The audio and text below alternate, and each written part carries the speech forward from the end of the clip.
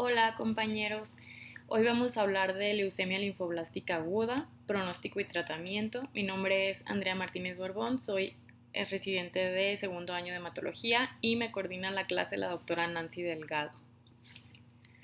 Vamos a empezar con la introducción y a manera de un repaso de la clase anterior. Recordamos que la leucemia linfoblástica aguda es una neoplasia de células progenitoras linfoides, es la leucemia más común en la infancia y tiene una distribución bimodal. Se presenta en niños de alrededor de 15 años y también en adultos mayores de 45 años. Tiene una supervivencia global de mayor al 90% en el caso de los niños y de 35-45% en los adultos mayores a 45 años, siendo menor en los adultos mayores a 60 años hasta un 20%. Entonces, existe una gran disparidad en base a los subgrupos etarios, siendo pues el pronóstico adverso en adultos, ya solo por la edad les confiere un pronóstico malo. ¿Y a qué se debe esto? Bueno, la biología de la enfermedad es diferente. Por lo general los adultos van a cursar con mayores factores de alto riesgo, ya sean moleculares, citogenéticos, etcétera. En base a la enfermedad mínima residual vamos a ir otorgando un pronóstico diferente en cuanto a la monitorización de la enfermedad y pues vamos a hablar en esta clase de los nuevos tratamientos ofrecidos para la leucemia linfoblástica aguda en adultos. Vamos a mencionar sobre los anticuerpos monoclonales y las CAR T-cells más adelante. Ahora, primero vamos a hablar de la estratificación de riesgo. El riesgo que se le otorga a una leucemia linfoblástica aguda es el riesgo que tiene esta persona de tener una enfermedad resistente y es un riesgo estimado en base a características clínicas, inmunofenotipo y factores genéticos al diagnóstico. Entonces, a un paciente con diagnóstico de novo de una leucemia linfoblástica aguda lo vamos a clasificar en riesgo estándar o alto riesgo en base a las diferentes características que ya mencionamos en la clase pasada. También hay marcadores dinámicos durante la evolución de la enfermedad, que esto, a pesar de que un paciente, por ejemplo, sea de riesgo estándar, durante el curso de la enfermedad puede pasar a ser de alto riesgo. Sobre todo, la enfermedad mínima residual es este marcador que tiene especial importancia pronóstica durante la evolución de la enfermedad. Y pues también tenemos los métodos tradicionales que son la remisión morfológica por el aspirado de médula ósea de control. Pero obviamente lo más sensible pues sería la enfermedad mínima residual. Aquí contamos con un citrómetro de flujo que están y el personal capacitado para determinar enfermedad mínima residual de manera confiable. Esto nos va a ayudar, en base al resultado, a escalar o ya sea desescalar la intensidad del tratamiento en base pues al pronóstico que se le ajuste al paciente durante el curso de su enfermedad. Y también tenemos otros factores que se relacionan con el paciente, que estos pues los incluyen las características clínicas, la edad, el estado funcional y las comorbilidades al diagnóstico, pues también confieren un pronóstico, un riesgo de enfermedad resistente.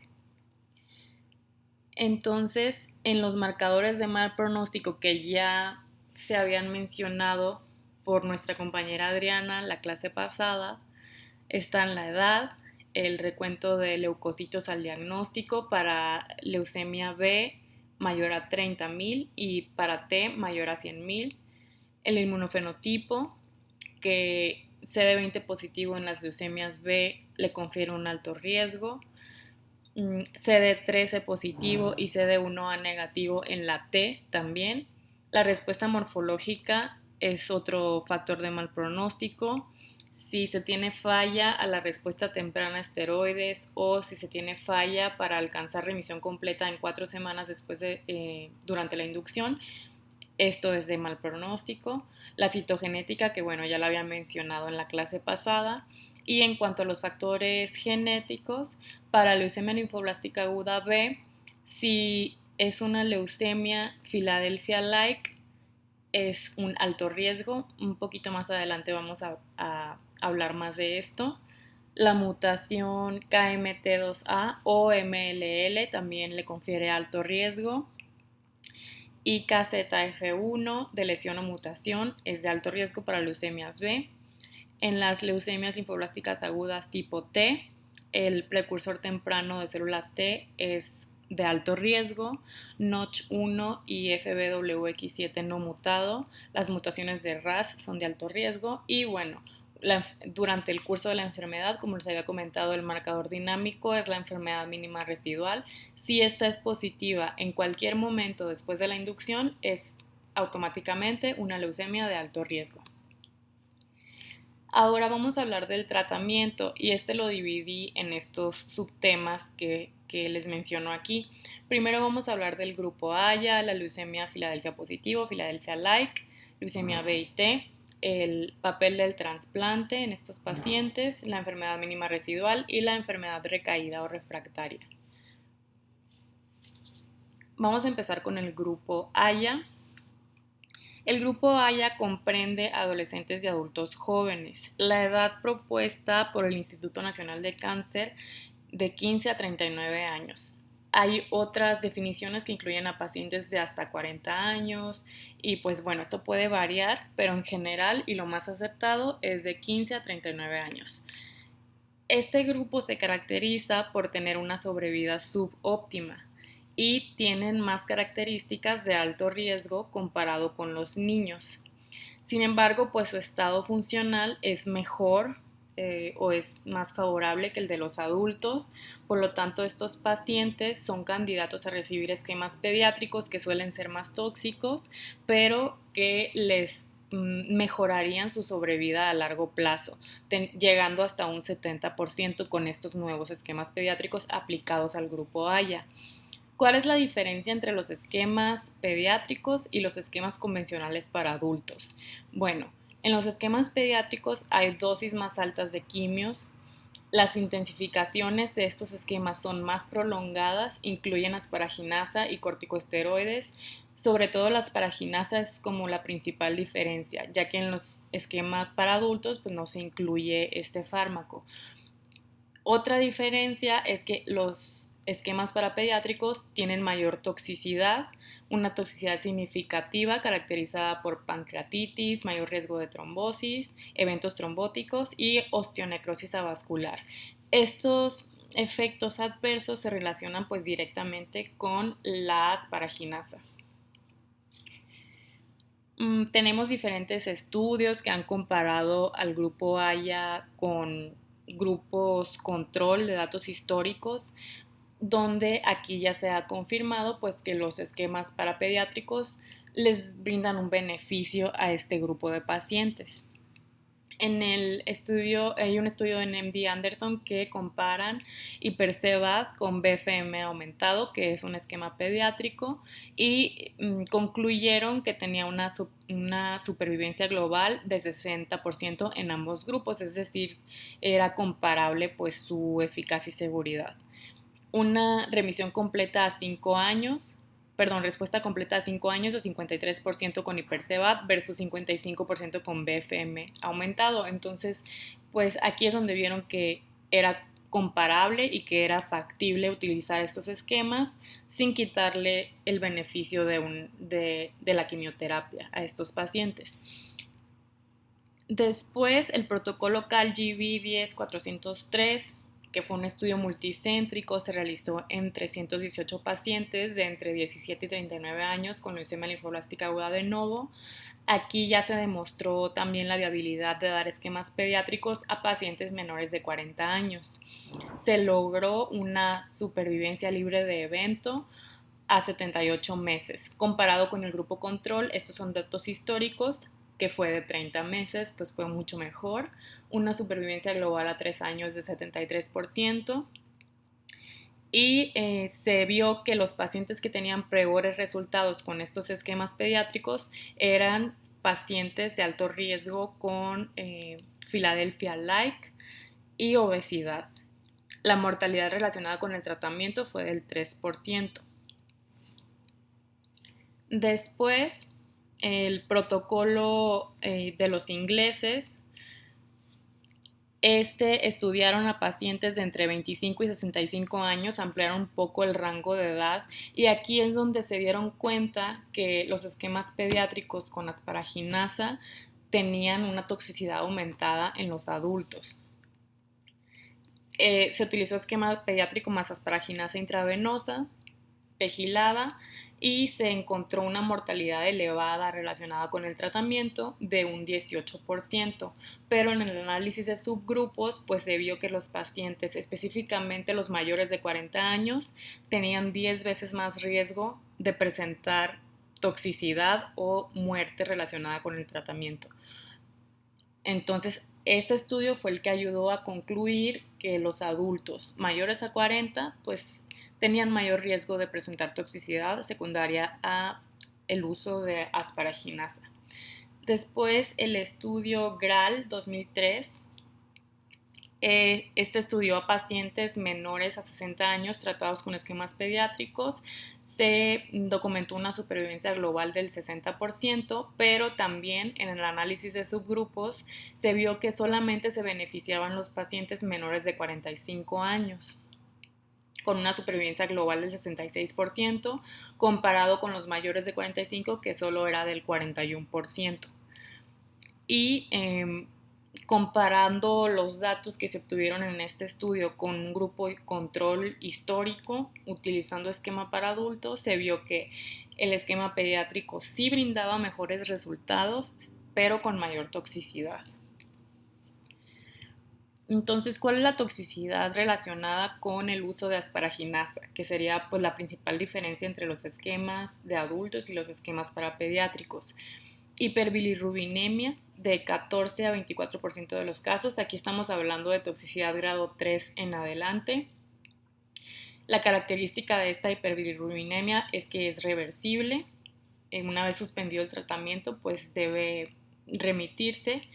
Transaminasemia hasta en un 54% de los casos, igualmente es reversible. Trombosis, eventos trombóticos hasta en un 11%, pues es un porcentaje elevado y pues esto debe ser tratado con anticoagulación. Hemorragias son raras, en menos de 1%. Hipertrigliceridemia hasta 51% y se caracteriza por ser reversible, al igual que la hiperbilirrubinemia y transaminasemia. La pancreatitis se presenta hasta en un 13% y esta sí tiene la característica de ser recurrente. Por lo tanto, un paciente que, se considera que un paciente que ha recibido asparaginasa y desarrolló pancreatitis se debe evitar o por lo menos ajustar la dosis en los esquemas futuros que utilicen asparaginasa, porque esta suele recurrir con el uso de asparaginasa. La hipofibrinogenemia hasta en un 48%. Y me parece importante mencionar, se mencionaba en el artículo que en estos pacientes se debe evitar la reposición con crioprecipitados. Cuando la hipofibrinogenemia secundaria es asparaginasa, en la medida de lo posible evitar la transfusión de crioprecipitados, ya que estos pacientes también tienen un alto riesgo de trombosis. Entonces, pues en este caso sería cuestión de valorar el riesgo-beneficio. Por otro lado, ahora hablando de la leucemia linfoblástica aguda Filadelfia positivo, sabemos que anteriormente era considerada pues invariablemente una leucemia de alto riesgo, pero en la actualidad, ahora con la adición de los inhibidores de tirosinquinasa, ha mejorado la supervivencia significativamente en esta subclasificación. Entonces, pues esto todavía está en estudio, sigue considerándose una leucemia de alto riesgo, sin embargo, pues hemos tenido mucha mejoría en cuanto a la supervivencia. Por lo tanto, ahora las decisiones pues han sido un poquito modificadas. Ahorita vamos a ver por qué. El primer estudio con imatinib se encontró una remisión completa hasta el 90-95% de los pacientes o más, una supervivencia a largo plazo de 40 al 50%. Después el grupo coreano empezó ya a usar inhibidores de tirosinquinasa de segunda generación nilotinib más quimioterapia estándar, logrando una supervivencia global y supervivencia libre de recaída a 2 años del 72%. Después con dasatinib más hipercevad, una supervivencia global del 60% y supervivencia libre de evento del 64% a 2 años, pues siendo algo superior a imatinib. Después, en el intergrupo americano se realizó un estudio multicéntrico que comparaban hipercevad más dasatinib con datos históricos, una población de 94 pacientes jóvenes, logrando una supervivencia global del 69%. Después se estudió hipercevad más ponatinib, un ITK de tercera generación, con dosis de 45 miligramos. La dosis es importante, ahorita les voy a decir por qué. Con 64 pacientes que fueron estudiados, se logró remisiones completas hasta el 98%, respuesta molecular mayor en el 97%, molecular profunda en 84% y una supervivencia global de 76% a 3 años. En este esquema sí se encontró que había una elevada mortalidad, bueno, en comparación con otros ITK, relacionada con el tratamiento, hasta un 3%. Y se vio que la reducción de la dosis, una vez lograda la remisión completa a 30 miligramos y posteriormente a 15 miligramos, una vez lograda la respuesta molecular profunda, se corregían este riesgo de toxicidad y con estas dosis ya no se presentaron efectos adversos mayores a grado 3. Los principales complicaciones relacionadas con ponatinib fueron pancreatitis mayor a grado 3 en 19%, eventos trombóticos en un 6% e infarto en un 5% de los pacientes. Ponatinib, pues aquí ya se concluyó que era un tratamiento efectivo contra leucemia linfoblástica aguda Filadelfia positivo, específicamente con mutación T315I, que sabemos que esta mutación pues es un conocido mecanismo de resistencia y recaída. El problema de recibir quimioterapia intensa con un ITK sería la toxicidad relacionada con el tratamiento. Un paciente que reciba quimioterapia intensa pues va a haber la necesidad forzosamente de suspender el ITK cuando se tengan citopenias secundarias a la quimio, por lo menos por un tiempo. En el estudio Chalandon se utilizó un esquema inspirado en hipercevad, pero buscando dar menor toxicidad, sin doxorubicina, sin ciclofosfamida, en comparación con el hipercevad y pues agregándole ITK a pacientes Filadelfia positivo. Se encontró que había una reducción en la mortalidad temprana en los pacientes con hipercevad modificado, digamos, en 0.7% versus 6.7%, siendo pues estadísticamente significativo, y una mortalidad a 60 días de 2.2% versus 9%. Pues aquí se encontró que sí había un beneficio en cuanto a la mortalidad al modificar el esquema hipercevad buscando menor toxicidad. La supervivencia libre de evento a 5 años del 37.1% y global de 45.6%. Esto no se encontró diferencia en comparación con hipercevad convencional.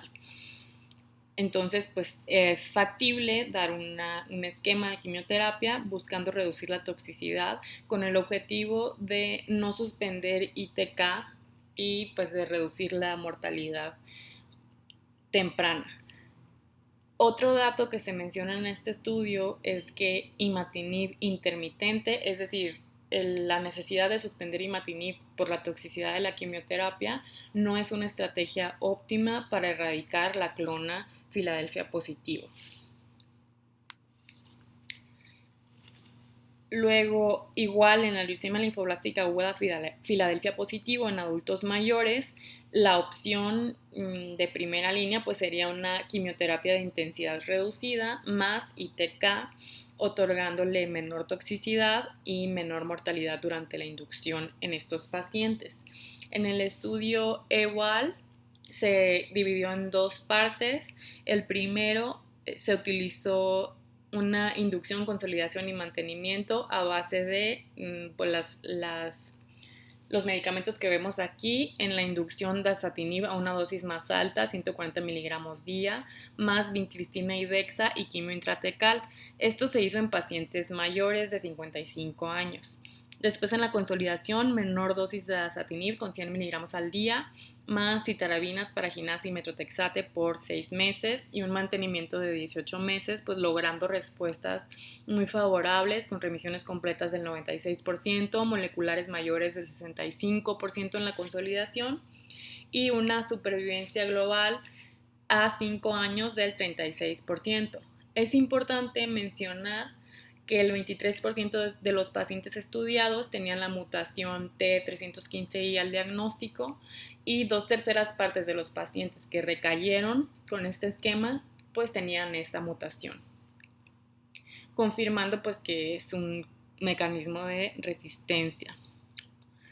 En la segunda parte de este estudio, ya en lugar de dasatinib, se incluyó nilotinib, logrando remisiones completas del 94.4% y supervivencia global del 47% a 4 años, que pues siendo algo superior a DASA, y ponatinib más esteroides fue la otra parte del estudio, ya sin quimioterapia agregada, solamente era ponatinib más esteroide, y se lograron respuestas pues muy favorables, remisiones completas del 95.2%, supervivencia global del 87.5% a un año y con toxicidad limitada obviamente por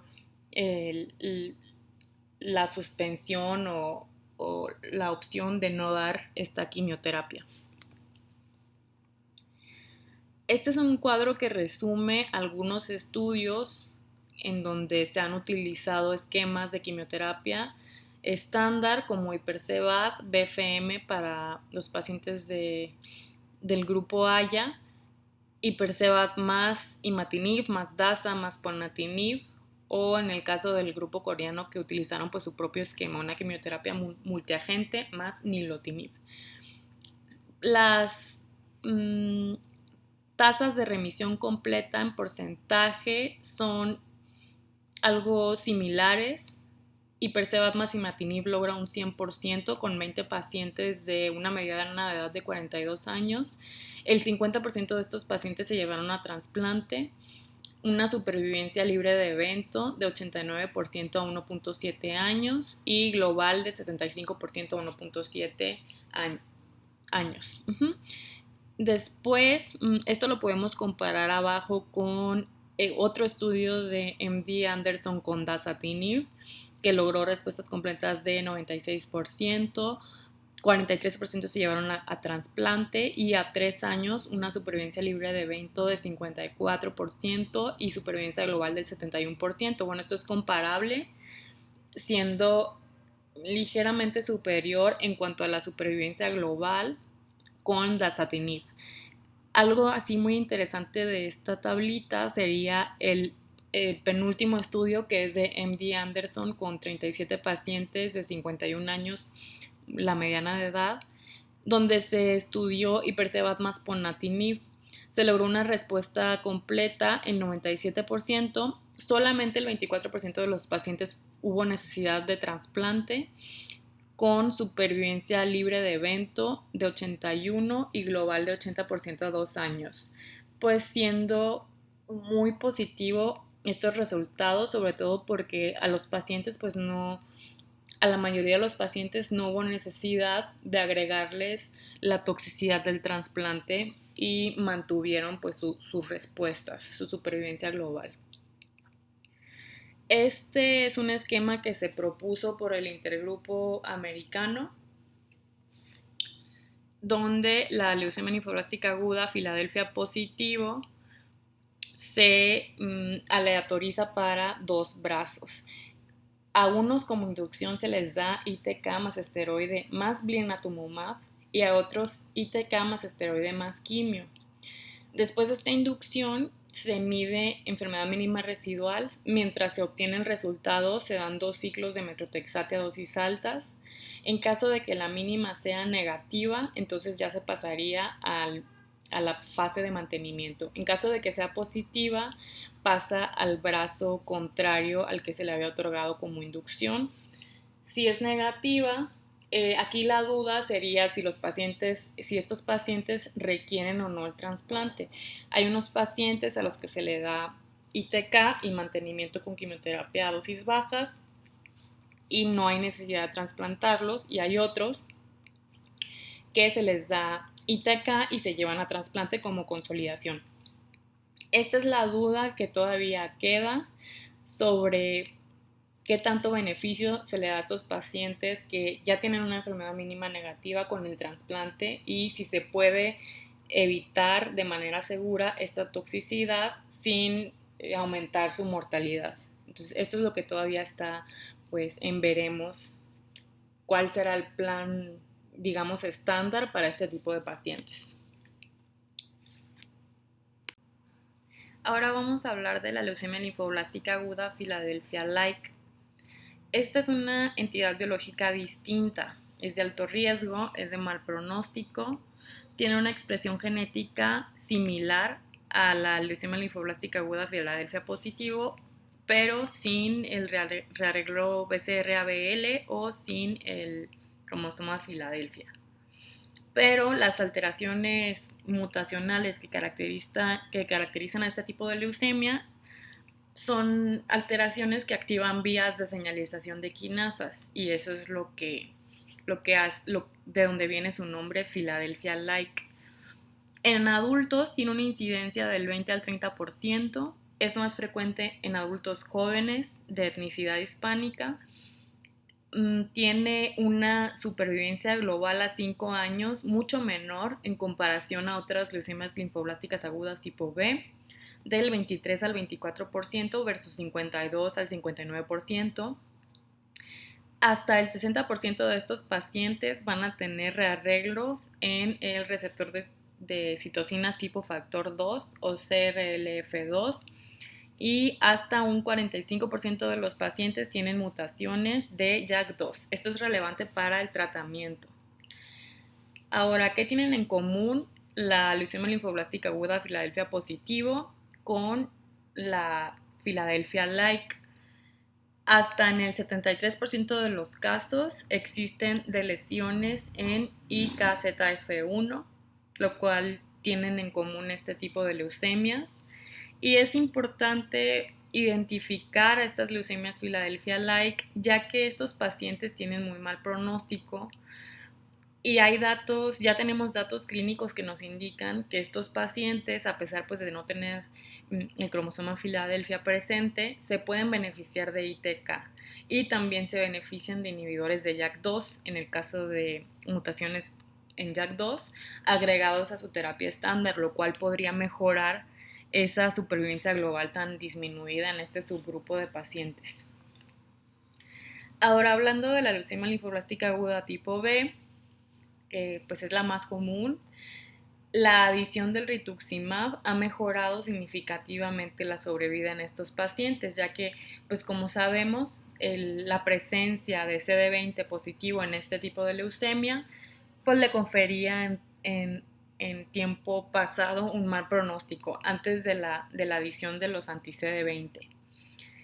Se hizo un estudio en MD Anderson con 12 dosis de rituximab agregadas a Ipercevad y mejoró significativamente la sobrevida, la supervivencia global a 3 años, siendo del 75% con rituximab versus 47% con solo Ipercevad. Después el estudio GRAL 2005 en pacientes con leucemia linfoblástica aguda tipo B, CD20 positivo, Filadelfia negativo, menores a 60 años.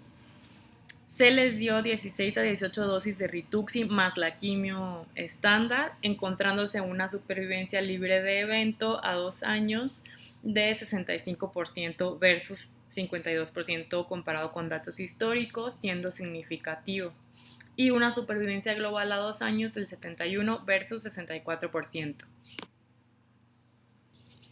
Ahora hablando de otros fármacos anti-CD20, otros anticuerpos monoclonales, tenemos ofatumumab, el cual tiene una toxicidad dependiente de complemento aumentada en comparación con rituximab.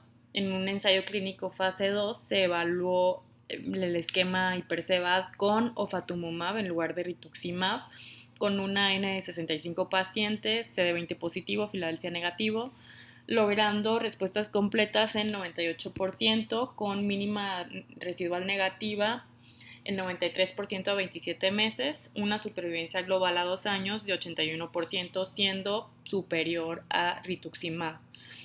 Obinutuzumab, otro anti-CD20 que tiene citotoxicidad aumentada directa in vitro. Este se ha estudiado principalmente para leucemia linfocítica crónica, donde se ha encontrado que es superior a rituximab. Sin embargo, pues no se ha evaluado la eficacia y seguridad adicionado a quimioterapia estándar para leucemia linfoblástica aguda. Esto sería como el futuro de los anti-CD20, estudiar obinutuzumab en LLA CD20 positivo. Ahora, en cuanto a la leucemia linfoblástica aguda tipo T, tenemos nelarabina, que es una prodroga ARA-G, purina análogo de nucleósidos, que se acumula en los linfoblastos tipo T. Se ha utilizado para LLAT recaído refractaria como agente único, logrando pues una respuesta completa nada despreciable de hasta un 36%, considerando que es una leucemia linfoblástica aguda T refractaria y que no se le está dando quimio al paciente, pues son buenos resultados. Después, nelarabina combinado con Hipercevad como primera línea para el LLAT logra respuestas completas de 96% y supervivencia global a 3 años de 65%, lo cual pues es muy bueno en comparación con Hipercevad solo.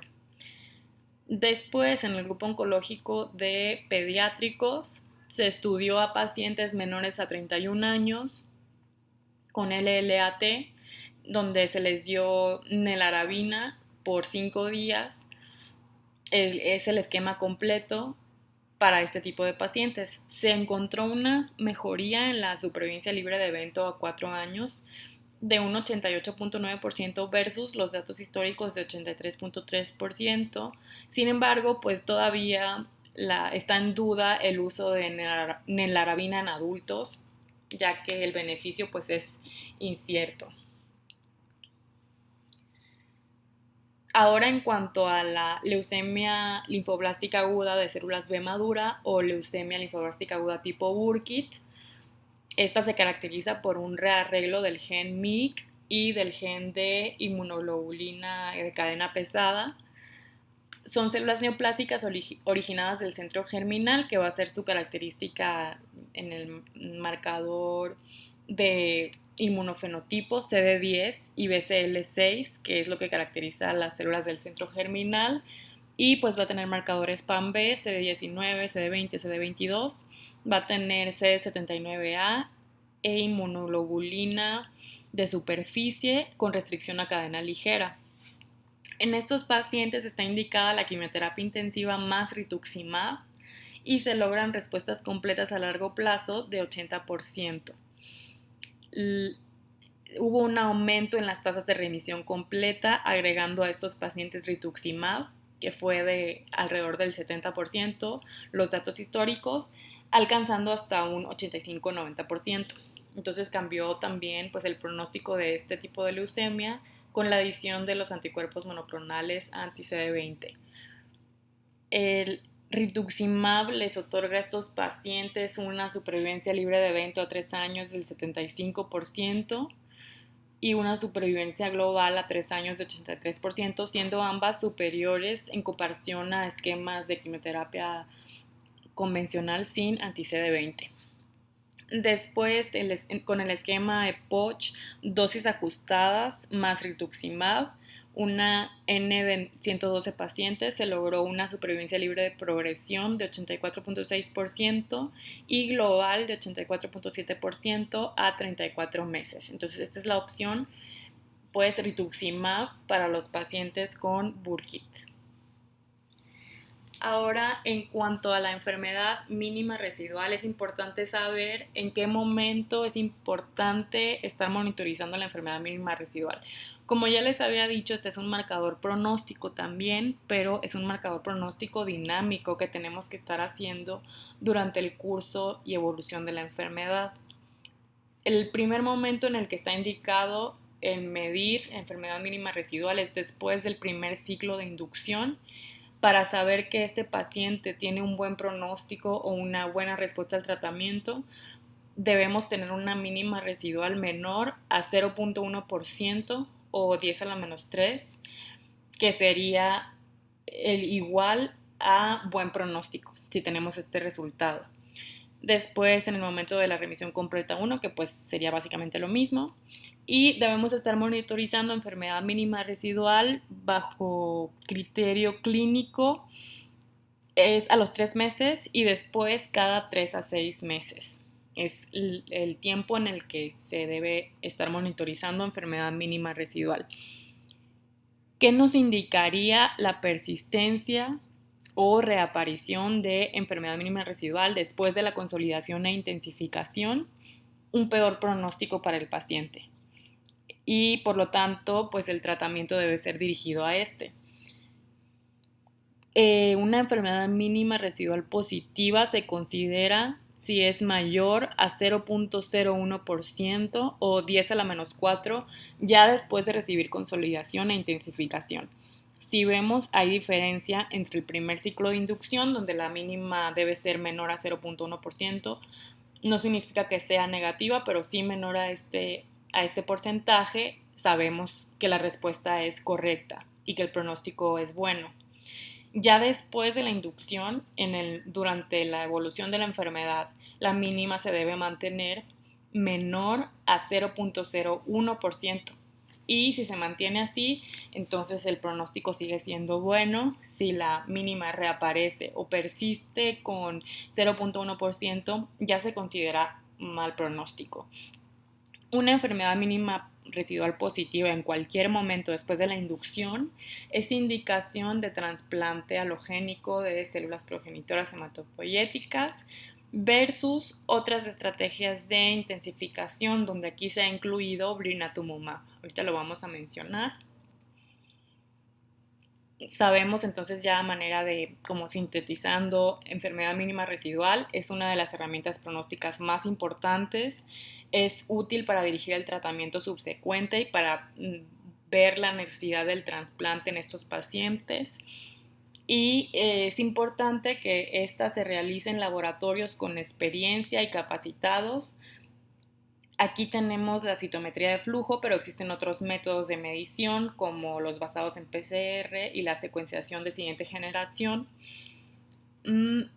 Entonces, debemos tener siempre presente el monitoreo de la enfermedad mínima residual, buscar cuál fue la última medición de enfermedad mínima residual en nuestros pacientes con LLA y saber cuándo les corresponde la siguiente, porque este es nuestro único o más confiable parámetro dinámico de pronóstico de la enfermedad, no solamente la morfología. La recaída es la primera causa de falla del tratamiento. 50% de los adultos que alcanzan remisión completa recaen. Por lo tanto, una remisión completa morfológica no es el mejor indicador pronóstico a largo plazo. Debemos siempre tener esto en cuenta porque tenemos acceso a la enfermedad mínima residual, entonces debemos hacer correcto uso de ella y no confiarnos con la remisión completa morfológica.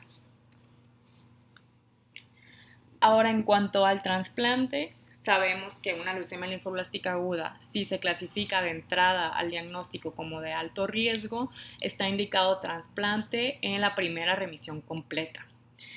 Se hizo un estudio, el GRAL 2003-2005.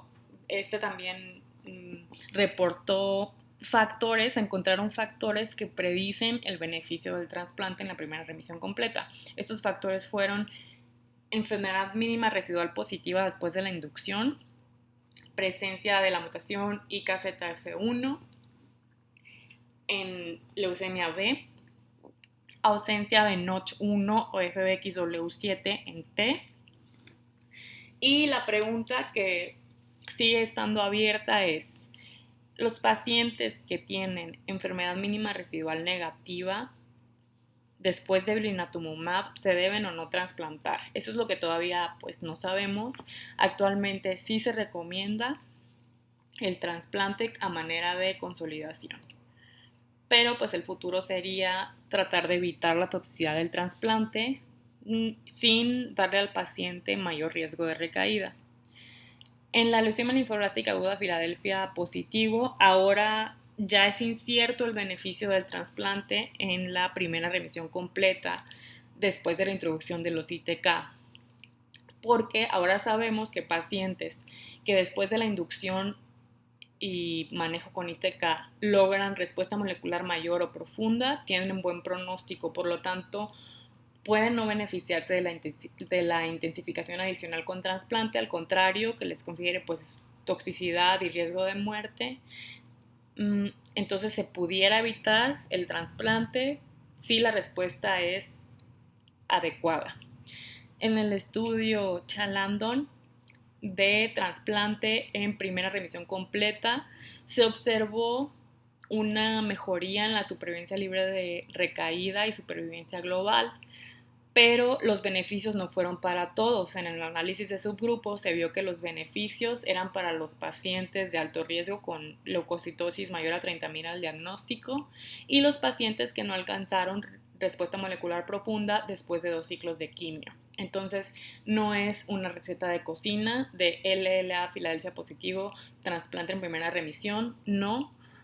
Esto debe individualizarse y bueno, aquí a lo mejor no tenemos acceso a ponatinib, que sería el único que se menciona, y Perceval más ponatinib como primera línea, que aquí no se modifica la supervivencia global con el trasplante, entonces sería como el único que sí se puede completar el tratamiento sin llevar al paciente a trasplante. Los demás pues sería bajo criterio, no es totalmente indicación después de la primera remisión completa, esto todavía es incierto y está pues en estudio. En cuanto a la enfermedad recaída o refractaria, pues estos pacientes tienen un pronóstico muy malo, tienen tasas de curación muy bajas, de menor al 10%, con los esquemas estándar. El 30-40% logran remisión después de la primera recaída, 20 al 25% después de la segunda recaída y al final solamente del 10 al 30% son candidatos a trasplante por diversas razones, siendo esta la única opción curativa. Aquí tenemos un esquema que nos resume tratamientos aprobados por la FDA exclusivamente para enfermedad recaída o refractaria. Aquí vemos el tipo de ensayo, que son ensayos fase 3, fase 2 o fase 1 y 2. Los pacientes son con refractarios o recaídos, que eso es lo que significa RR, y son Filadelfia negativos o indiferente Filadelfia positivo o negativo. Los positivos, luego los que tomaron como criterio la enfermedad mínima residual positiva, y el número de pacientes, la enfermedad mínima residual, porcentaje de negativización, TSPH, cuántos pacientes se llevaron a trasplante y la mediana de supervivencia global. Estos tratamientos son los nuevos o los que están como todavía en estudio, de los que ya se han realizado estudios y todavía están en estudio para enfermedad recaída o refractaria. Primero tenemos blinatumomab, que el nombre comercial es Blincito. En el primer estudio, que fue el fase 3, 405 pacientes con blinatumomab lograron negativizar su mínima en 76%, 24% se llevaron a trasplante, es un porcentaje muy bajo y pues esto es bueno, y tuvieron una mediana de supervivencia global de 7.7 meses. Luego tenemos en los que se basaron en pacientes Filadelfia positivo con 45 pacientes, 88% negativizaron mínima, 44% se llevaron a trasplante y 7.1 meses, de mediana de supervivencia global. Pues estos resultados son comparables. Después tenemos Inotuzumab o Besponsa, que es un nombre comercial. Se evaluó en pacientes refractarios recaídos, logrando, en el primero tenemos un estudio de fase 3 con 218 pacientes, se logró negativizar la mínima en 78%, 41% se llevaron a trasplante y una supervivencia global de 7.7 meses. Es comparable con blinatumomab. Después tenemos Inotuzumab más un esquema modificado de Hipercevad, que es un mini Hipercevad en pacientes Filadelfia negativo. Se logró negativizar la mínima en 82% de los pacientes, 44% se llevaron a trasplante y una mediana de supervivencia global de 11 meses. Después tenemos Tisagenlecleucel o Kymria, que estas son las CAR T-cells. Este tratamiento en un estudio fase 2 con 75 pacientes se logró negativizar la mínima en el 100% de los pacientes, solamente el 13% requirieron más bien llevar a trasplante. Pues eso es lo último y lo más prometedor que hay, con la toxicidad elevada, comparable con blinatumomab, la toxicidad de las CAR T-cells. Ahorita vamos a hablar un poquito más de esto. Entonces, blinatumomab es un fármaco que tiene afinidad dual tanto para CD19 y para CD3. Esto pues hace que los linfocitos T ejerzan su función citotóxica sobre los linfoblastos CD19 positivos. En el estudio Tower, blinatumomab solo versus quimioterapia estándar se aleatorizó a pacientes refractarios recaídos, 405 pacientes, que fue el primer estudio que vimos en la tablita. Se aleatorizó en una frecuencia 2:1, una supervivencia global mejor con blinatumomab, 7.7 versus 4 meses. Se negativizó en mayor porcentaje de los pacientes la enfermedad mínima residual y se logró una respuesta completa en 44 versus el 25% de los pacientes comparado con quimio estándar, siendo pues superior blinatumomab en el caso de enfermedad refractaria o recaída. Después del estudio BLAST, con una N de 103 pacientes en remisión completa morfológica, pero con mínima residual mayor a 10 a la menos 3, se les otorgó 4 ciclos de blinatumomab por 4 días cada ciclo, 15 microgramos por metro cuadrado IV al día. Se logró negativizar la mínima en 88%, una supervivencia libre de recaída a 18 meses del 54% y el trasplante se realizó en 67% de los pacientes y de estos 49% con una supervivencia libre de evento a 2 años.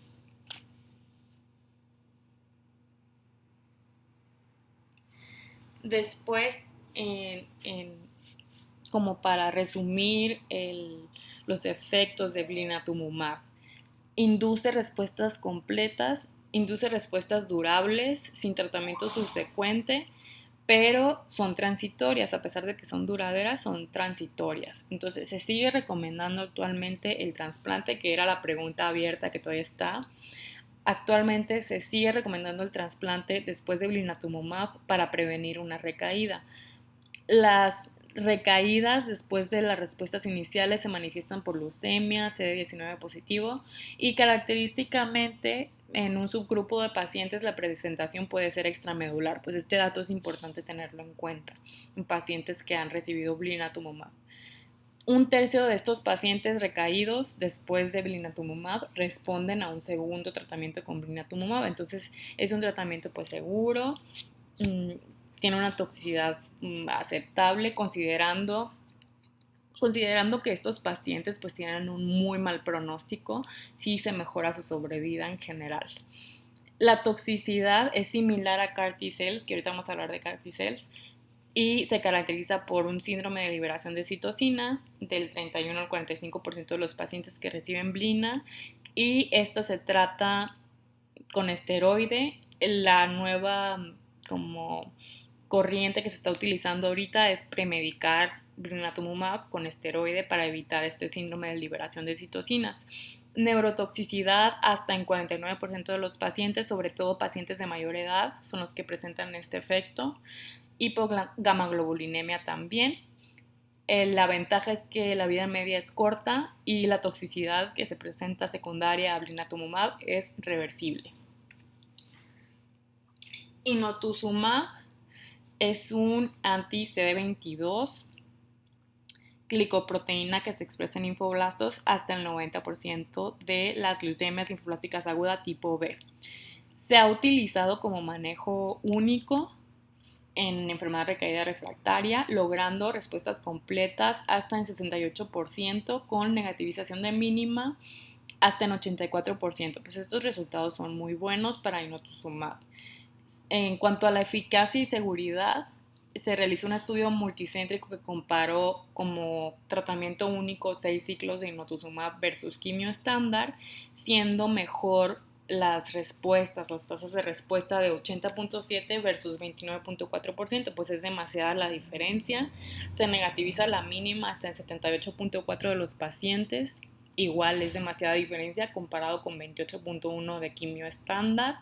La supervivencia global es comparable pero mayor, 7.7 meses versus 6.7 meses, y a 2 años del 23% versus 10%. Ahora, en cuanto a CAR T-cells, es un receptor quimérico de antígeno, se logran respuestas. Ahora, CAR T-cells, que por sus siglas en inglés significa receptor quimérico de antígeno de células T,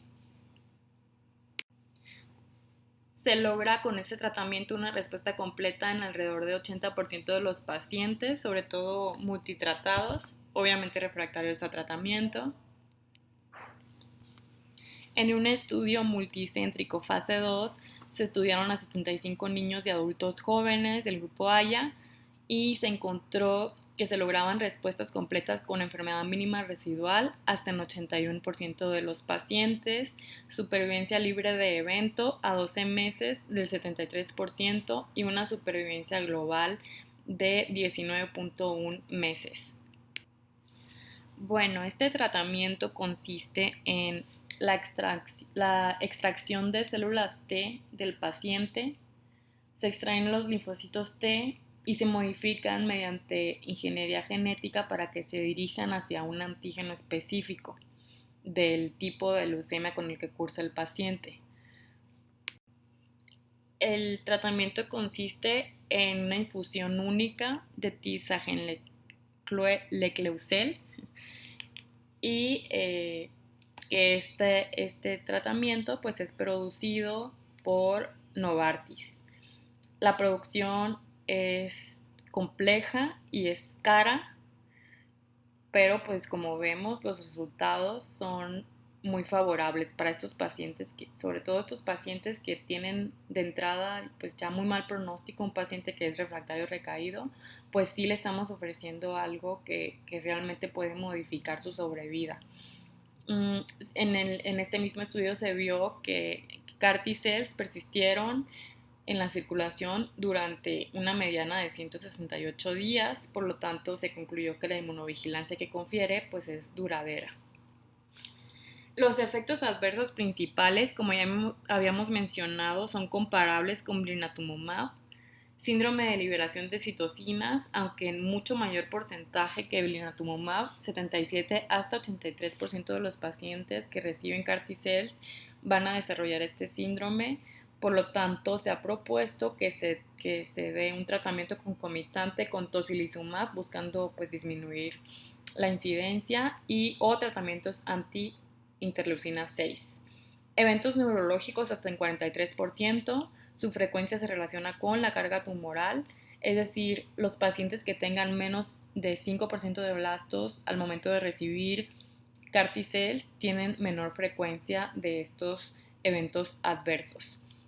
La toxicidad, pues esto es como sería una limitante, no todos podrían ser candidatos a recibir CAR T-cells, y la producción pues es algo compleja, otro limitante.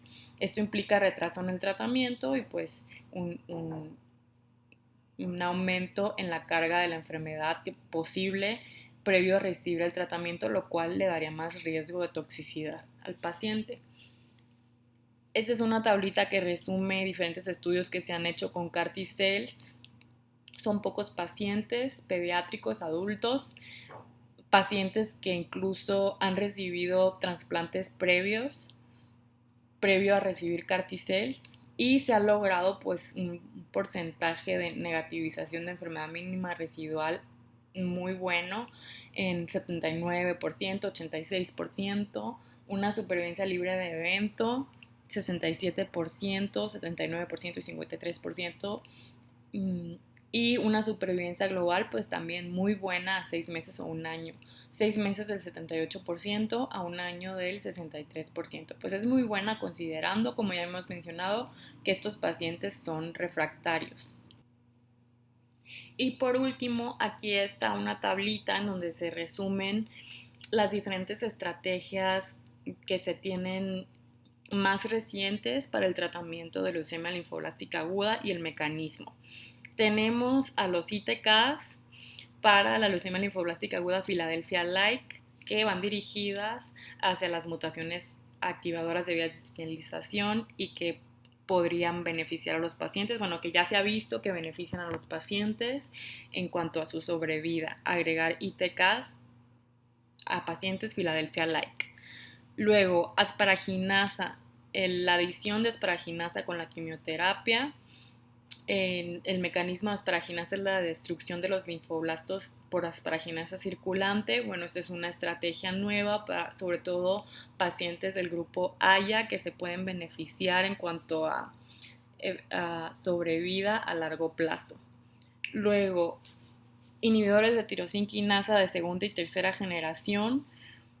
Se ha visto ya que son superiores a imatinib o ITK de primera generación para leucemia linfoblástica aguda Filadelfia positivo, ya que estos tienen mayor actividad contra las mutaciones más frecuentes, conocidos mecanismos de resistencia, por ejemplo T315I.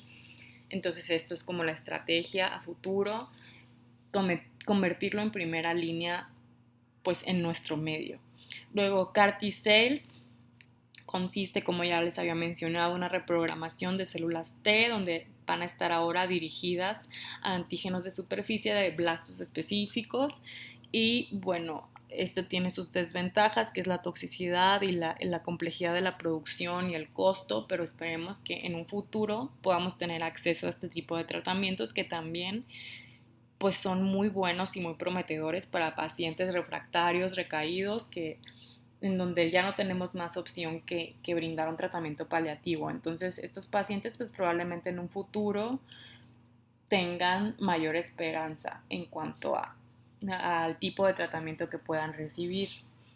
Blinatumomab es su mecanismo redireccional a las células T efectoras contra los linfoblastos CD19 positivos para que se ejerzan sus efectos citolíticos. Este pues es un tratamiento también que ha dado muy buenos resultados en estudios actuales, sin embargo pues es de alto costo. En nuestro medio pues no tenemos acceso a blinatumomab. Esperemos que en un futuro sí podamos ofrecer este tratamiento a los pacientes, sobre todo refractarios recaídos. Inotuzumab por igual, aunque el mecanismo es diferente, es dirigido hacia células CD22 positivo y bueno, eso también es una opción para pacientes refractarios recaídos. Los anticuerpos monoclonales anti-CD20 dirigidos a linfoblastos CD20 positivos mediando lisis celular, pues se ha visto que con los nuevos anticuerpos monoclonales se tiene un mejor resultado en comparación con rituximab, pero esto pues también ha modificado ya la sobrevida de los pacientes con CD20 positivo. Nelarabina para leucemia linfoblástica aguda tipo T, el mecanismo es inhibición de la síntesis de DNA. Bueno, esto también esperamos, es, ojalá tengamos algún día acceso a este tipo de tratamientos para las leucemias T y los inhibidores de gamma secretasa también, que inhiben la señalización de Notch y regulan a la baja genes blanco. Entonces estos son tratamientos pues nuevos, a la mayoría no tenemos acceso, sí tenemos asparaginasa, aunque no tenemos asparaginasa y pegilada, pero sí tenemos asparaginasa, eso podríamos como tomarlo en cuenta para futuros esquemas, sobre todo en el grupo AYA. Sí tenemos ITKs de segunda y tercera generación, no tenemos hasta ahorita manera, por lo menos a manera institucional, de encontrar a pacientes Philadelphia-like, pero en caso de que tengamos pacientes Philadelphia-like, bueno, tenemos ITKs de primera generación para ellos.